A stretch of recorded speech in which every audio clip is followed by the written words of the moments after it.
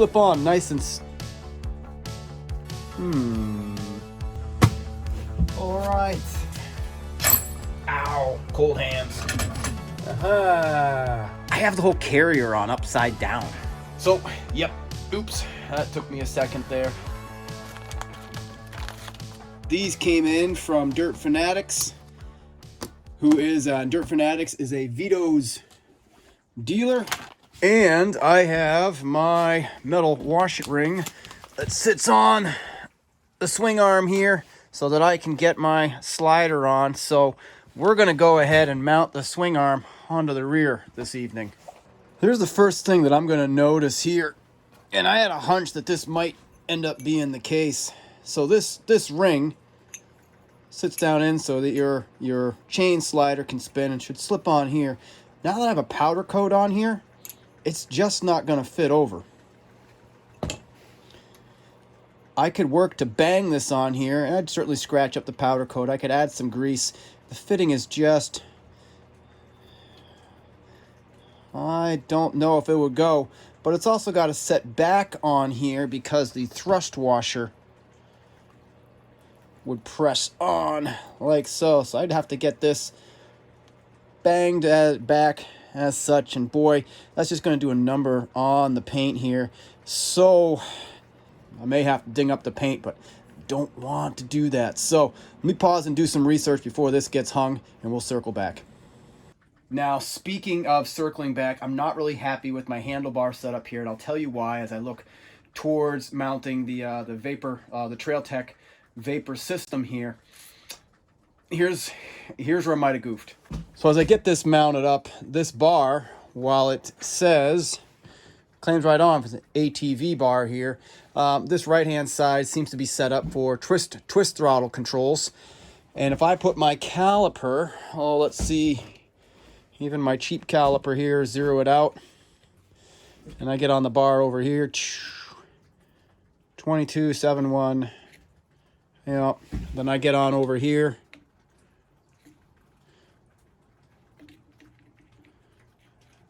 there it is, basically 22, almost a millimeter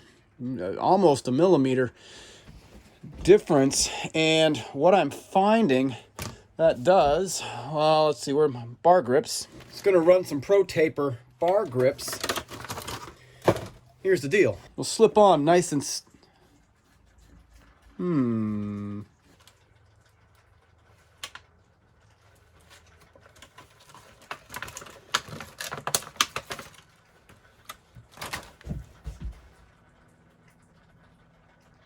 Aha! Might not be a problem with my bars, might be a problem with my grips. Let's measure these, looking at them. What I was realizing is, well, this guy just slipped on. There was all this extra play. This bar grip went on snug. When I had them on there, I had the bigger size on there. It didn't grab. So let's see here. I think my issue is that my bar grips are designed for a twist throttle. Yeah, let's do this. Yeah, 2106 millimeter on one,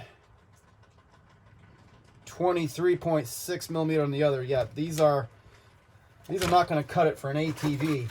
So, recognizing that, we've solved one question. We'll return these, swap these out for something that is not set up for twist throttle. But here's my other issue.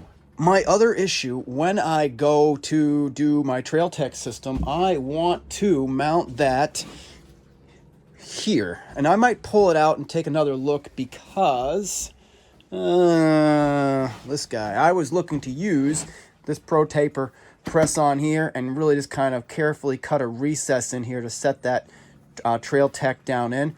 But this just flops around on these 7/8 inch bars. And this is designed for both 7/8 and 1 1/8, you know, kind of fat bars. The only way this is really going to work for me is if I have fat bars, so this is nice and snug. I don't really have any option here. If that's going to happen, I need a different set of bars, different set of bar risers to go from 7/8 to 1 1/8. Then it can sit on. But what I should do is I should open up and take a look at my Trail Tech and just see if it has mounting hardware. maybe there's another way. However, that said, to hold this on, I could use, and this came with it here, Velcro's right around, except that this won't go around the riser. So we still have some conflicts here. But this is what it's like when trying to build. Sometimes it's like you kind of go through designing it the best you can, researching the best you can, but until you have it in your hands and you're working with it, it may not work. The other thing here is I thought with these bars, I was simply going to take off this center clamp. You know, the sit down in here like so, but there's no way these are really coming off without scuffing everything up. Now, probably what I can do is get a wrench or something in here and spread these out so they'll slip over the side, but trying to go careful, and really it wasn't designed for it. There's glue that came on the bars on both sides to keep these where they were supposed to be. So tough to clean up there, so buying bars without that old school brace might have been the better way here. Starting to get ahead of myself here trying to plan and mock things in. So the Trail Tech Vapor system comes with a 7/8 inch bar clamp and a fat clamp, a 1 1/8 here. So you have your option. Here's the trick though. Again, on these bars, can't get this guy off. I'll have to cut him off or space it, something of nature. It won't come off the side. And I need to get him off on either one so I can slide the Trail Tech system on. And then it would sit down in here, kind of something, off to the side like so. And I can be okay with that. I think once it's on, it sits in kind of snug. My original thought for mounting this would be to cut out the foam and set it down in here. That would be pretty cool. Maybe a little bit of rubberized caulk around the edges to set it down in there. We're gonna see. Now here's the other thing. So putting this on, this feels a little more normal here, and really just had to tighten it down. I can pull the straps on the side, but this center one isn't going to be able to do really much of anything. I just really can't, I can wedge in between. Probably what I'd have to do is cut a little bit out of each side here so that it can fit on, which is ultimately what's going to need to happen, a little bit of modification. So the decision point, keep these bars, and if I keep these bars, I'll just get in here and snap off these pieces of aluminum, some kind of spacer so they can come off. And if I like that, then we'll mock this guy in. We'll slip him on over the bars. Trail Tech will sit in something like so, off to the side, just a touch there. We can run all that wiring. But yep, trying to stay at least one step ahead of myself here, pulling things together so I don't back myself into a corner.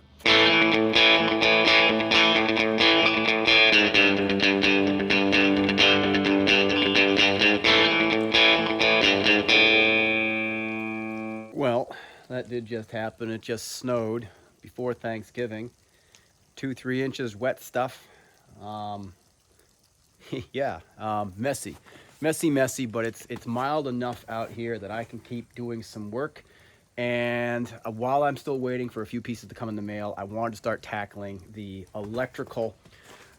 And it gave me a good opportunity to lay out an OEM harness, walk through it, but also to walk through the entirety of the harness to show you if you're ripping out a Torr system, the throttle switch, your oil light, all of those. Once they're out, a lot of guys just leave them hanging in the harness and it's just an ugly mess. So I'm going to walk through where to remove those so you get a clean, streamlined race harness. So we're going to delete the key switch as well. Then I'm also going to show you where we bring in the stator, if you flow to the stator, so we can have a charging system. So I've got all that laid out here. And we're going to walk through this whole harness before we clean it up.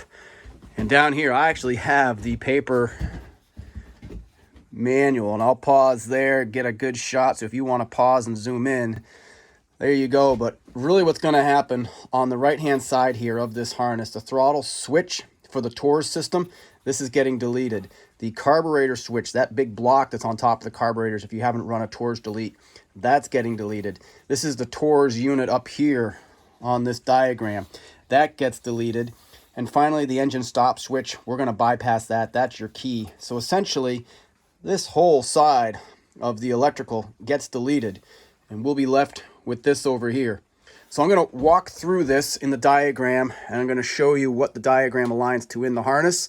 And then we're going to walk through what we're going to do here, and then I'm going to actually do it. So let's match up some of these numbers. So this is a Gen 1 Blaster, 2000, and this manual is calling for 2001 and earlier.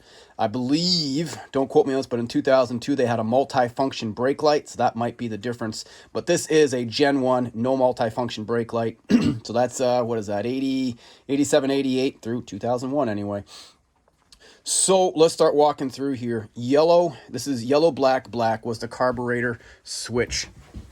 Up in the front of the harness, and this whole mess of wiring here will be sitting right under your front cowl.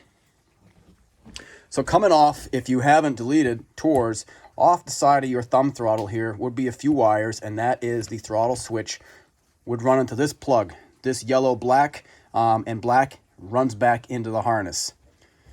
Let's walk to the next piece here from carburetor switch. Oops, excuse me. That was the throttle switch. The carburetor switch is the other end of that wiring. The carburetor switch, here it is, the other end here. This would plug into that big block on top of your carburetor. This is a brown yellow. Yellow, black, black. Excuse me, did I misspeak there?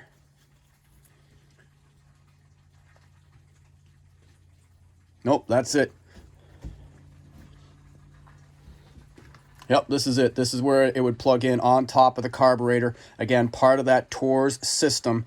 Now let's walk back to the front of the system on the other end of this guy, the carb block. So we're looking at everything that's related to the TORS system right now. This plugs into the top of the carb. This was the throttle switch. This is the TORS brain down here. This is that yellow, black, black, white, and black. And part of that is this gets unplugged.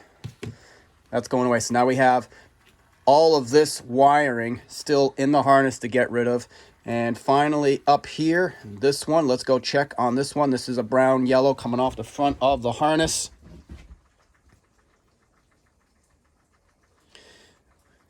We just pulled the control unit, the TORS. That was that 3-wire. This block here, that's out.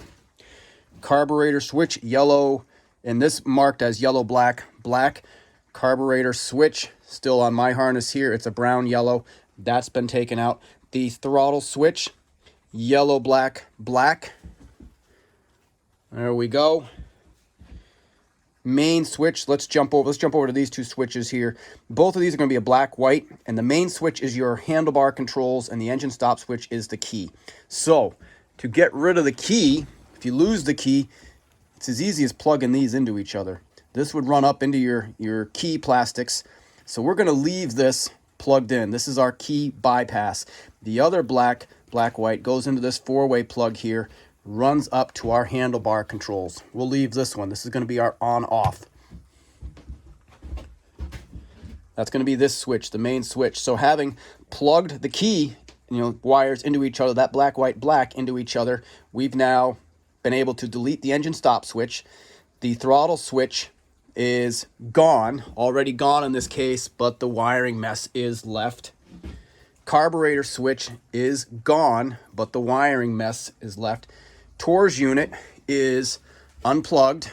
That was this one down here. 3-point switch, unplugged, but the mess is still here. So now let's move further into the harness. Oil level gauge, oil indicator light. This light here is the brown green running off the front of the harness. So let's look at our headlights for a minute. I believe this is going to be, and let's double check, but green is the low beam, yellow is the high beam, black is the ground. That control coming off of our switch. Let's see if I just said that correctly. Green is the low beam, yellow is the high beam, and there's our black. Great. Okay, so back to our oil indicator light. That's this fella right here.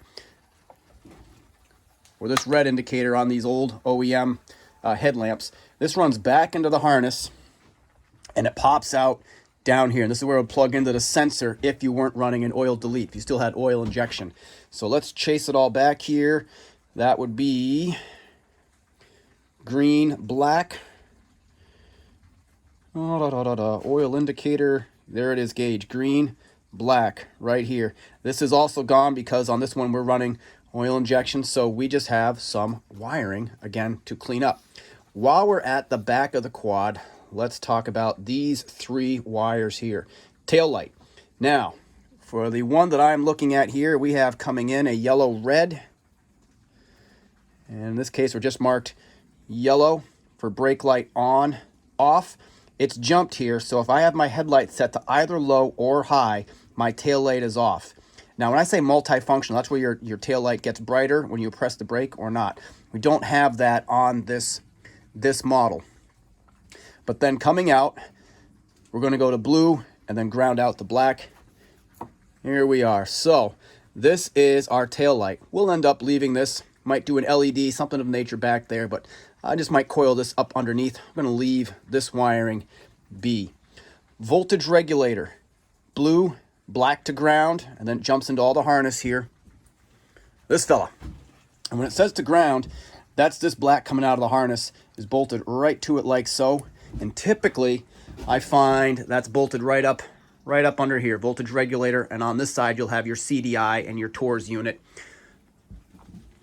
Again, this is the CDI and the TORS unit we unplugged over here. This isn't going back in. So we are getting close to explaining the harness here. Make sure I'm digging everything out so we can talk about it. CDI, the magneto. Okay, now here we go with the magneto or the stator. Few versions here. This one, you can put this is a high output. So you have your ignition coil and you have your lighting coil. The factory OEM is 55 watt lighting coil. This is a 75 watt. It's a little extra juice going in to your lights, charging your battery, which we're going to do in this case. And then we have ignition. Now, from the factory, this whole system is an AC system. So both of these are grounded out together, and you're sending, when the bike is running, you're sending AT voltage up to the light, flickering, etc. But that also prevents us from putting a battery system in. So we have floated this stator. If you want to know how to float the stator, I'll pop the link up in the top of this video because this one's already been done.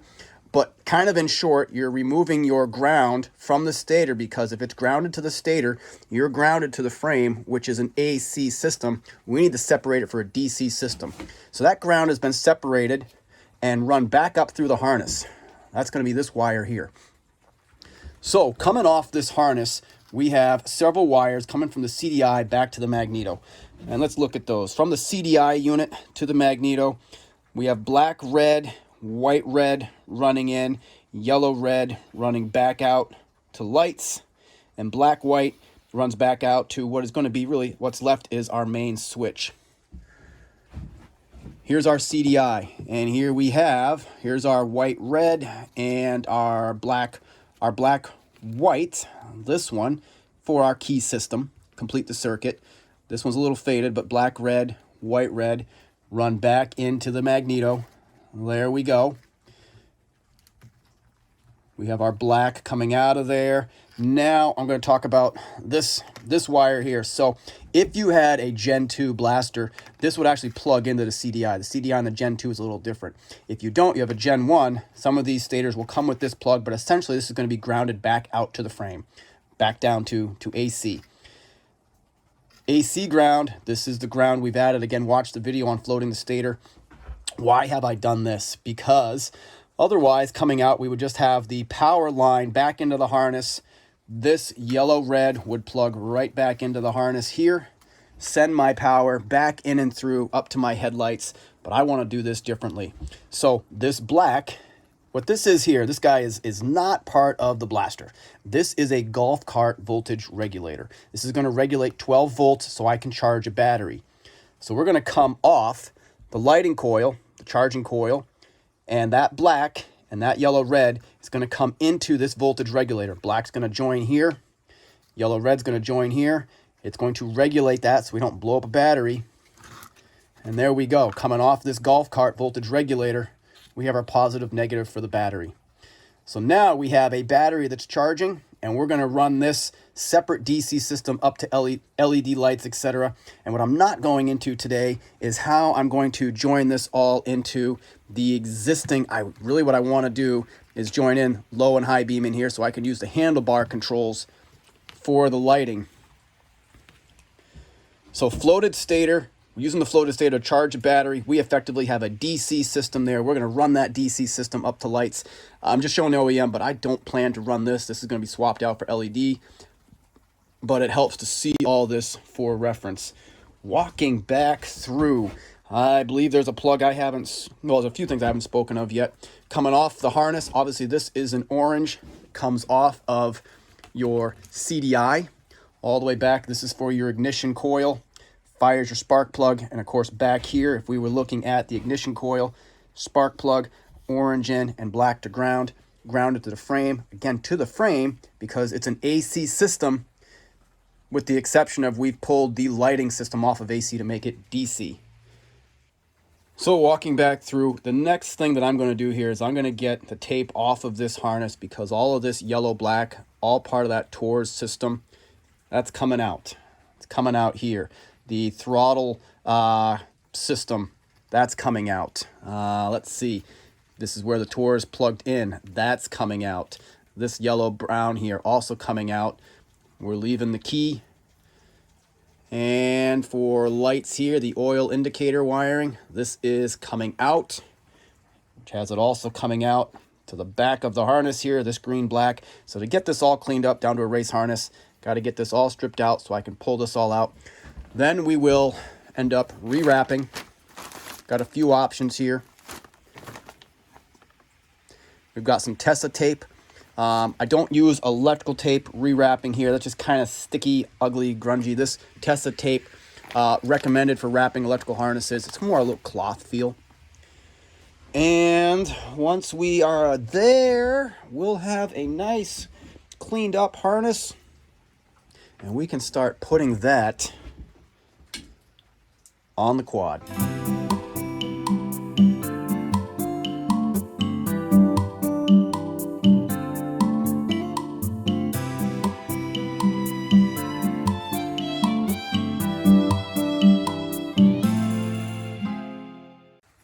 All right, this is a good spot for me to pause on the cleanup because now you can see the harness. You can start to see some of the wiring, joints and joins in here. So let me walk you through this again now that we have the harness exposed, before I start chopping pieces out of here. All right, talking through again. Here's our CDI. This was our TORS plug. You can start to see this going into the harness. Here's going to be our oil indicator light and that ground, looping back in for that. And we're going to chase that back. Here's an obvious one to start working on here because you can start to see everything. Here's our key. And we're going to keep this. We just got to follow this back. But this guy, part of our TORS, starting to follow this brown yellow. And we're going to follow this all the way through the harness and yank it out.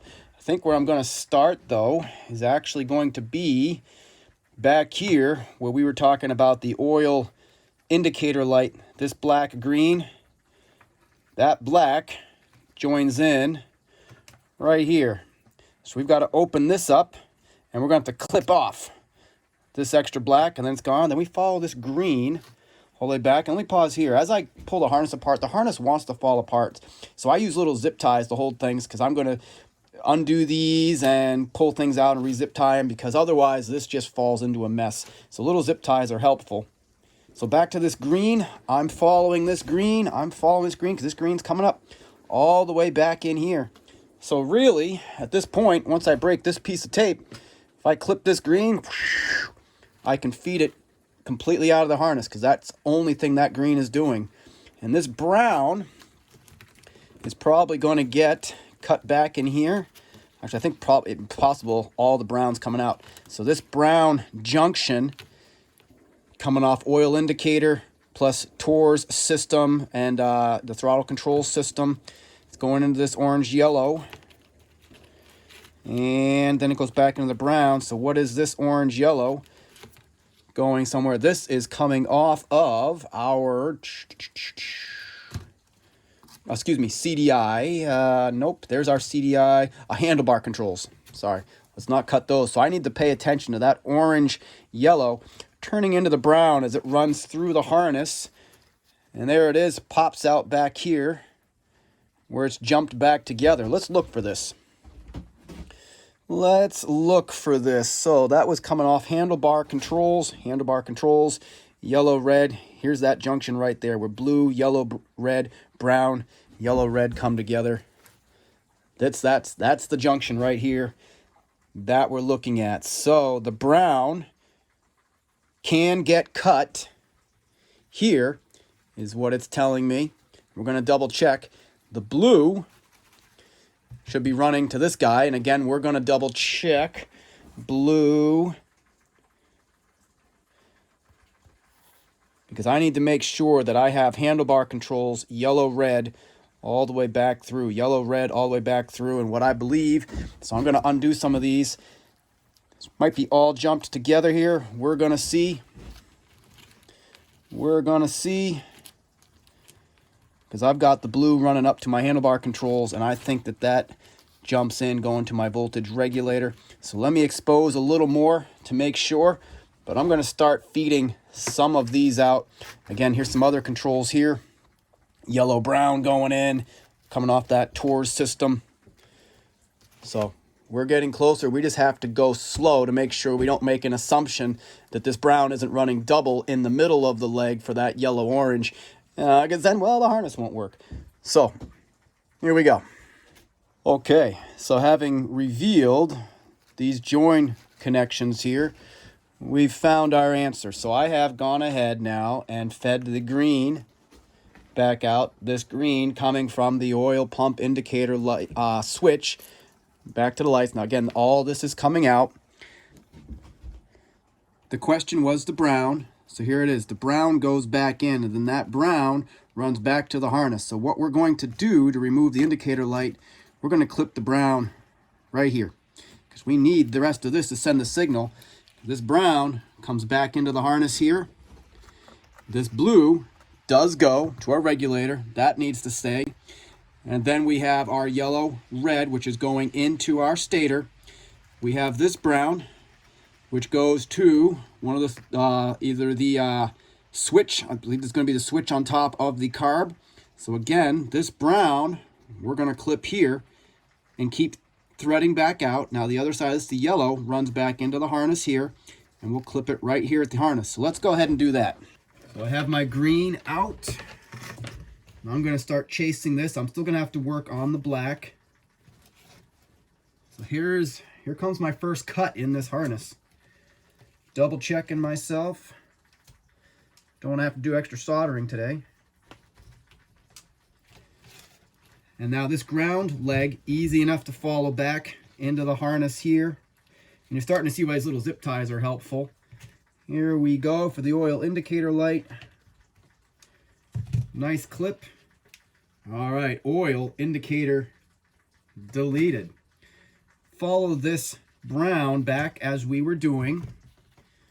Brown runs back in here. We know this blue back to the regulator. This brown running into part of the Tors system. Wiggling, make sure I have it. There it is. We're going to cut it right here at the harness. There we go. Let's follow this yellow back into the harness here. Okay. Comes the first part of the Tors clutter. And now we can just continue on. We have more Tors switch here. We've got to follow this black back into the harness, which I'm going to have to expose a little more to get a nice clean cut there. And I've got this yellow, black to follow back. Goes into a splice here. That splice is running into the Tors brain. And the throttle switch up here. And let's see, this throttle switch, I can work with this one right now. That black comes right back into the main grounding of the harness. And let me just expose, I think this whole piece is going to come here. Yes, it is. I am going to go ahead and clip off this one. So I'm going to get in there. More tours. I believe this whole one's going to come out here, but let me do some more cleanup. But now that we're exposed here, we're able to move quicker. We just don't want to make mistakes. Aha, so here's our next obvious one here on that switching control. Goes back in, we can clip that one, and this yellow, boy, the whole yellow there's going to come out. And I can lift that out just by taking off rather than clipping.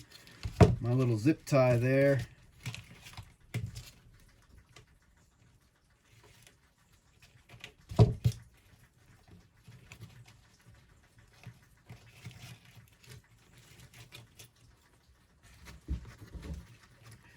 Now, I said before, I called this a race harness. It's really not a race harness because I'm leaving the lighting system in here. A true race harness wouldn't have the lighting system, but I like having that option. I do a lot of trail riding. The other thing, if you're not inclined to do this kind of work, South Texas Banshee, you can buy this harness pre-made to your liking. If you don't want to do the tear down work on your own harness, reach out. South Texas Banshee also has lighting kits, battery kits, and all that. So all this work that I'm doing myself, you can actually just buy it. Okay, guys, I've laid this back out now, and now that it's had all the key, switch, and Tor's systems deleted, I've just left what I wanted in here, which was the lighting system is the only thing that's additional in here, as opposed to just a pure stripped down harness. Now, let's walk through this again.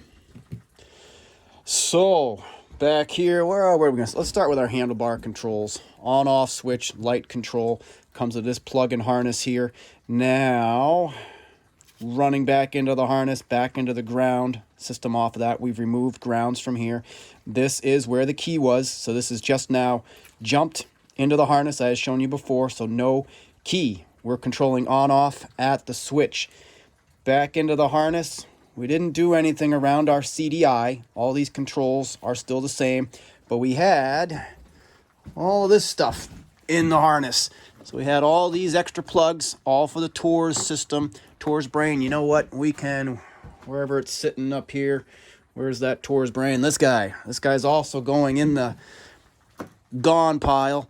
And we had our oil indicator system, all of this harness gone. So now, at the back, we have this 12 volt, which is tied into the handlebar controls for a tail light. I like this because if I have the lights on, either low or high beam, this would be great for running After Effects or under lighting in addition to that tail light. So I wanted to leave this part of the lighting system intact. So that's this blue runs all the way up into the lighting switch up here because that jumps across whether you're on low or high beam. Power's coming back down here, and then it's going to ground out back in. And pause on grounding out back in because right now grounding back in is AC. And if I want to do all this lighting separate, I've got to do another step in this harness. Your orange runs back through. You can now see it. Runs back into your CDI intact there. Voltage regulator grounds to the chassis. This is the AC ignition system. Back in, cleaned up. And back into the stator, talking about this again. We do have this ground coming off the harness to the chassis. This one coming off the stator. We'll now do the same thing. Probably put it the same bolt there. For our charging system, we now have the DC black, which will be jumped here to the battery. So we're going to jump here back into the voltage regulator. So we have one wire hanging out here. And this, without this voltage regulator, this would have plugged directly into the stator if it was OEM and it wasn't floated. And this would be sending the power back up to the handlebar control so I can use high beam, low beam, etc. So the next thing I have to think through is where am I going to join this guy into this regulator so that I can pull power from the battery side back in here up through the harness, and then I have to pay attention to the grounds, because if I'm not careful here, well, I'm going to cross the DC ground with the AC ground. We'll have one more problem. But so I'm going to sit down and study this because I do really want to use the OEM handlebar controls to control the lighting. So let me think about that now and circle back. All right, so here's the plan. It's simpler, simpler. Well, it's simpler than I kind of thought when I was originally looking at it. Really, all I have to do is isolate the grounds for the tail light and the headlight from the harness ground system, because the harness, again, is all an AC system.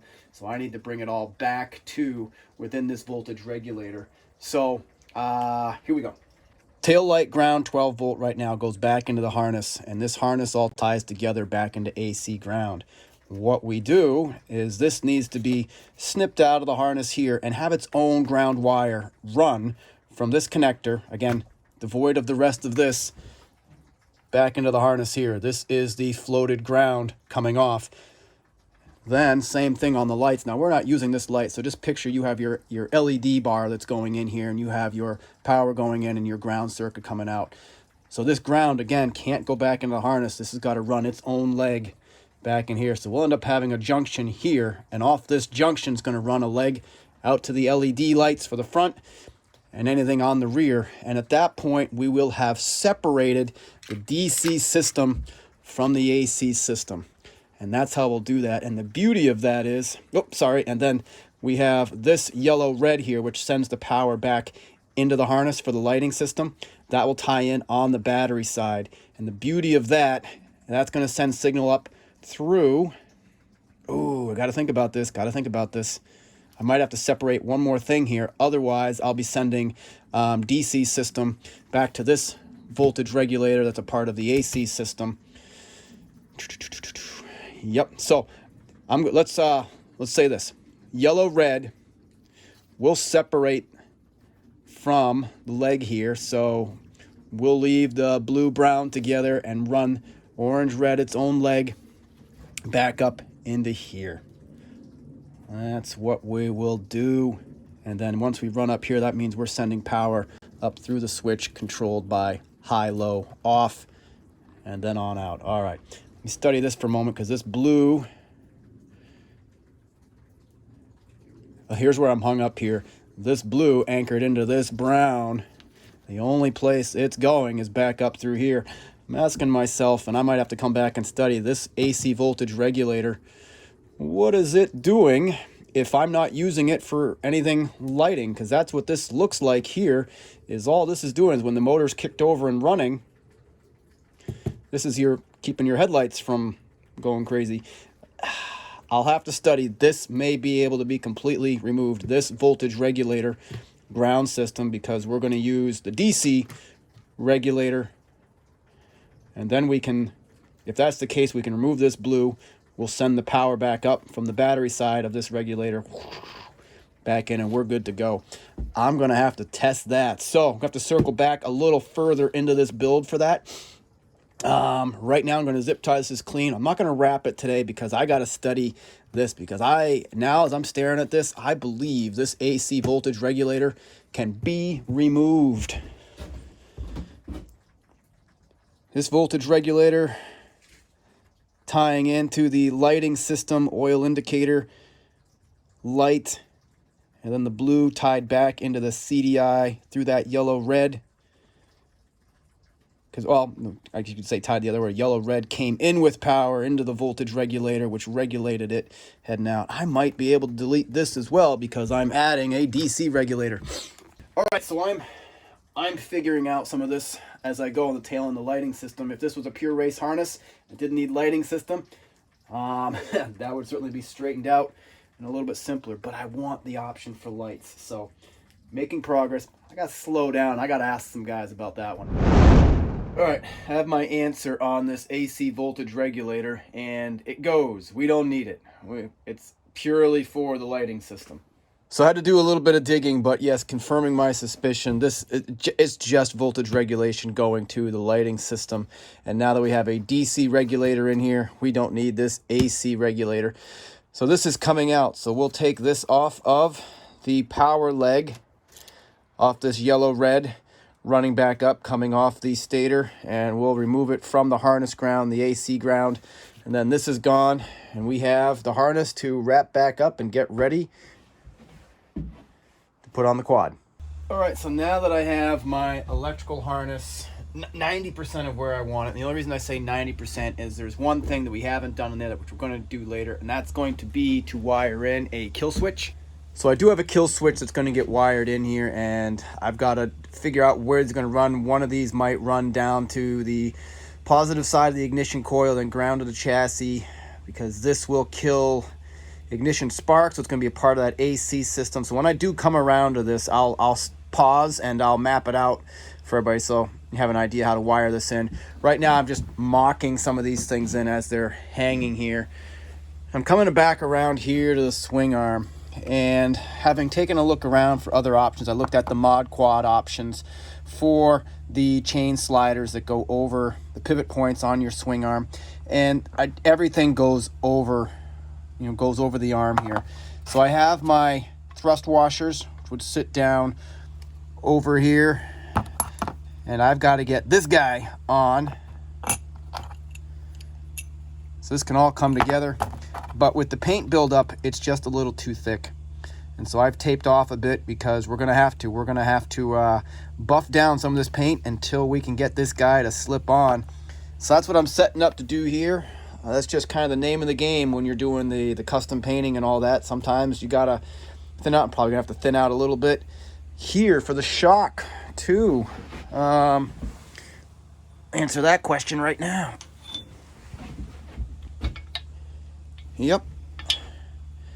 Yep, so we'll have to use our air tool, clean up in there. So there's places you're gonna have to carefully do a little bit to get everything to fit. So let me work on this, because if I can get this all set up, we can hang this swing arm and this rear end will start coming together quick.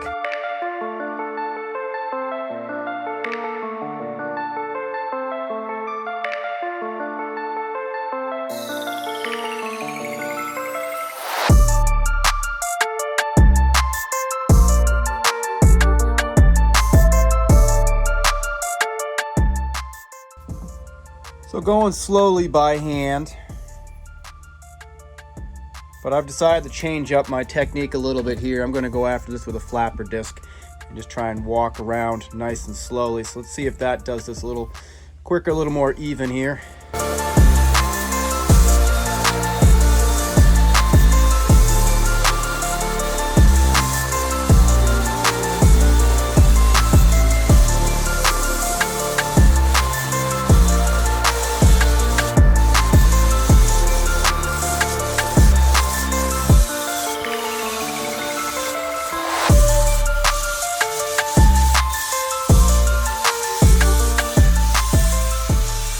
Alright, there's my finished product. Now, I don't know if you'd seen before, I chipped that a week ago or so. I ended up dropping a wrench on here. So that wasn't just now, I did that earlier. I'll tell you though, I think the technique for doing this, rather than by hand, and I thought I was going to have to go further, so that's why I got a couple scratches there. But the flapper disc, this guy, and just leveling it out and just nosing in like that and walking around, did a really great job. Now, there is a little tiny lip on this ring which keeps it from sliding further on to the swing arm. And now with my slider, one side has a bevel and one side is carved out square. And the bevel side, well, let me look at this here. I believe the bevel side is going to go in.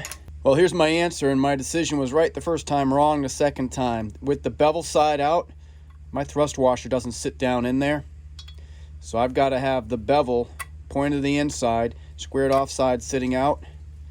That's going to allow me to get the thrust washer to sit down in there nice. So there's a rhyme and a reason. Oh, all right, guys, that to me is a beautiful thing. Swing arm hanging there. Let me just grab my cotter pin. Just going to drop this in for now so nothing slips out on me. Okay, now of course we are going to have to slip this back out when it comes time to hang the motor, but for now we're going to go ahead and we're going to get our rear axle on. That's this guy to open up, our Tusk Adjustable. That's next on my list. I did just realize I made a mistake here, so I had to go backwards because I have to get my my spacer washer. I got my two washers here coming with the kit that have to go in. There we go. Oops, got it now.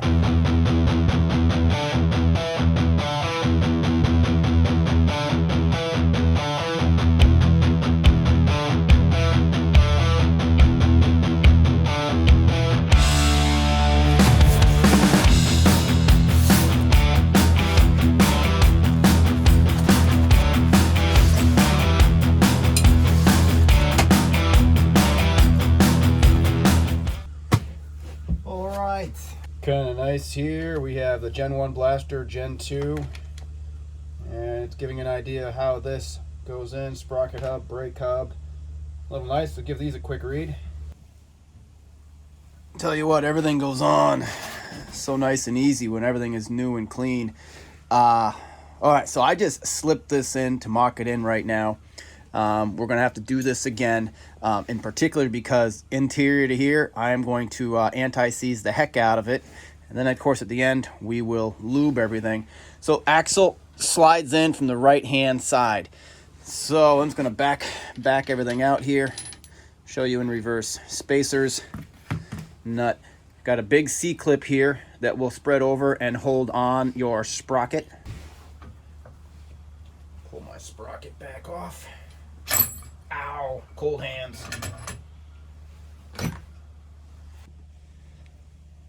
Guys, I've been banging my head for a few moments here, and you guys may have seen this before, just how the error that I had made here.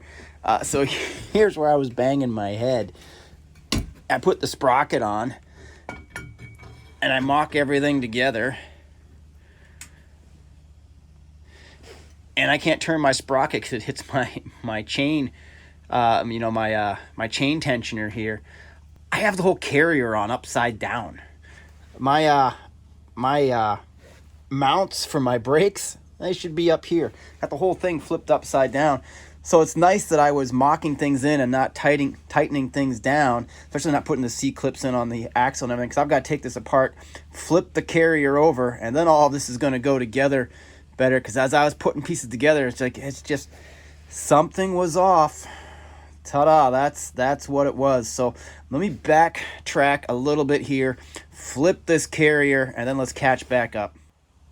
There we go. Now everything fits.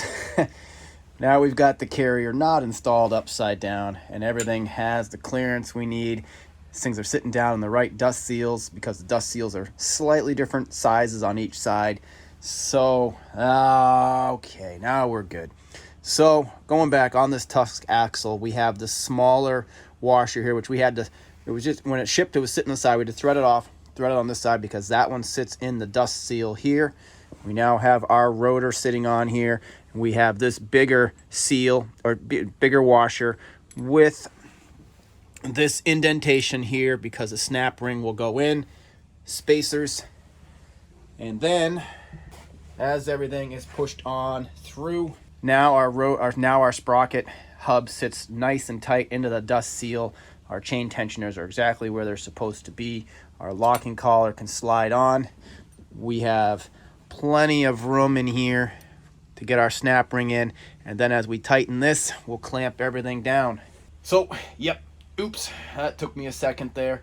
The only thing I'm still pausing on here is the orientation of my brake rotor. So I'm not going to snap this ring in until I mock in my rear CTI brake conversion, because I'm not sure if this should be flipped over. If I flip it over, it will be closer, in clearance, and that may very well be the case, because I've got a, if I swap this, it's about almost a centimeter closer to the hub verse. So I'm going to mock the brakes in before I pop in these C-clips, just in case I have forgotten something here or I'm about to learn something I hadn't thought of yet. Another thing I'm noticing as I'm looking through here, I don't plan to leave this like this. I'm going to fish out some washers so that this shock doesn't have the ability to have any lateral movement.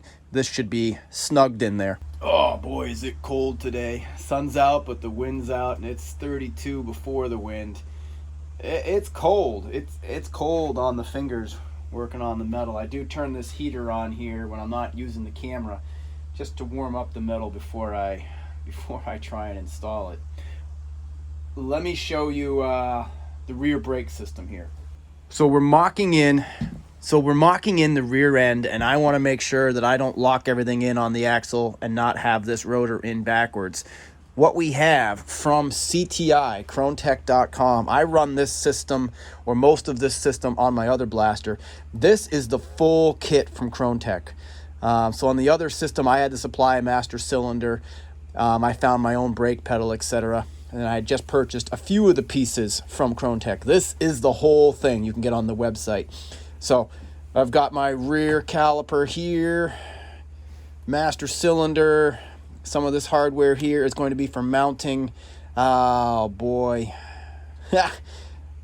This goes on the back of the plate here to clamp around the frame, up and around this space. And this is going to be interesting because I'm sure ChroneTech has thought of this, but the gusseted frames. So we're going to do more mocking in. So I'm basically going to, hand tighten a lot of this onto the frame. First, to make sure my rotor is going to be what I need. But I think also to make sure that I don't have to do anything to get around the gusseted frame. So, great set. Nice job. Nice job on this hardware here. Looking forward to getting this one installed, because the last one I bought a few pieces, and this is the full kit right off the site.